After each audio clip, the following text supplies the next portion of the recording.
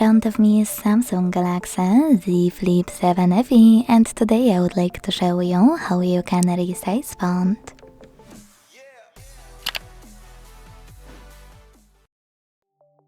Begin by opening Settings and scrolling down a tiny bit to hit Display.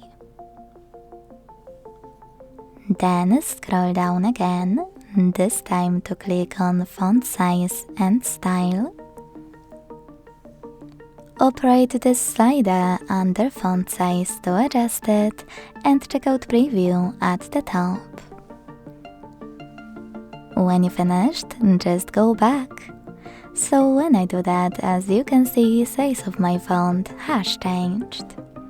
I changed my font size on all Samsung devices I ever tested, and it really helps make reading easier on the eyes. So if you enjoyed this video, leave a like, comment and subscribe. Bye!